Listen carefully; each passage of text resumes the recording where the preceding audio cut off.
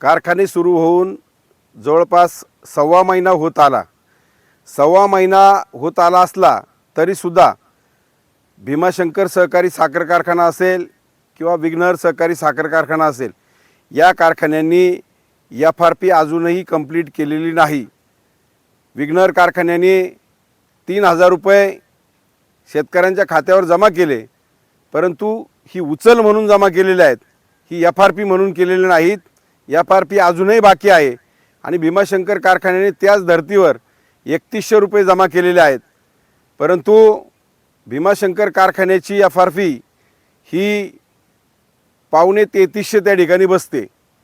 आमचं म्हणणं असं आहे, सोमेश्वर सहकारी साखर कारखान्याने देखील 3300च्या कमी रक्कम FRPची बसत असताना देखील राऊंड फिगर म्हणून 3300 रुपये त्या ठिकाणी FRP जाहीर केलेले आहे.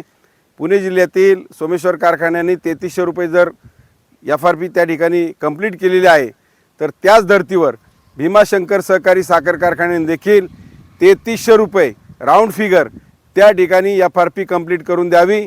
कारखान्याचे चेअरमन बाळासाहेब बेंडे नाना यांच्याशी माझं फोनवरून बोलणं झालं आहे. त्यांनी देखील उर्वरित राहिलेली FRPची रक्कम देण्याचं कबूल केलेलं आहे, परंतु आधीच उशीर झालेला आहे. जर 14 दिवसाच्या पुढं तुम्ही उशिरा पेमेंट केलं, जे FRP उशिरा दिली, जी रक्कम उशिरा दिली, त्या रकमेवर 15% व्याज हे कारखान्यानं दिलं गेलं पाहिजे. आणि असा न्यायालयाचा देखील त्या ठिकाणी आदेश आहे.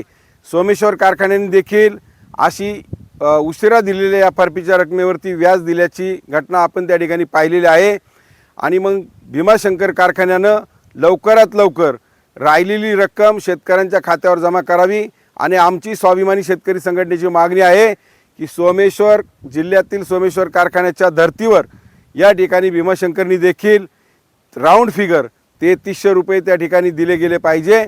आणि विघ्नर सहकारी साखर कारखान्याचा देखील 11.61चा साखर उतारा आहे. तोडणी वाहतूक खर्च वजा जाता त्यांची FRP देखील जवळपास 3250 रुपयाच्या आसपास त्या ठिकाणी जाते. त्यांनी देखील उर्वरित FRPची रक्कम तातडीनं शेतकऱ्यांच्या खात्यात जमा करावी. आणि विघ्नर कारखान्याने जर उशीर लावला तर राहिलेल्या रकमेवर त्यांनी देखील शेतकऱ्यांना त्या ठिकाणी व्याज द्यावं. यावर्षी स्वाभिमानी शेतकरी संघटनेची अंतिम दरासह मागणी आहे 3750 रुपये या कारखान्यांनी अंतिम दरासह यावर्षी शेतकऱ्यांना भाव दिला गेला पाहिजे. ह्या भूमिकेवर आम्ही ठाम आहोत. FRPच्या बाबत आम्ही थोडे दिवस वाट पाहू. जर राहिलेली रक्कम तातडीने जमा केली नाही आणि अंतिम दर 3750 रुपये याप्रमाणे शेतकऱ्यांना यावर्षी दिला नाही, तर पुन्हा एकदा स्वाभिमानी शेतकरी संघटनेला या ठिकाणी आंदोलनाचा हत्यार काढावा लागेल. आणि पुन्हा एकदा या कारखानदारांकडून ही रक्कम वसूल केल्याशिवाय आम्ही त्या ठिकाणी गप्प बसणार नाही. तुमचा फ्लॅट, घर, बंगला, व्यापारी गाडे, दुकान, जागा, शेतजमीन, प्लॉट्स विकायचे आहेत का? विकायचे असतील तर आजच आमच्याशी संपर्क साधा.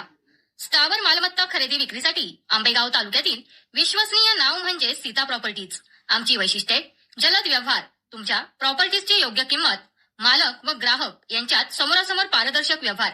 आमचा संपर्क 7972 82 24 33 आणि 7709 72 21 38.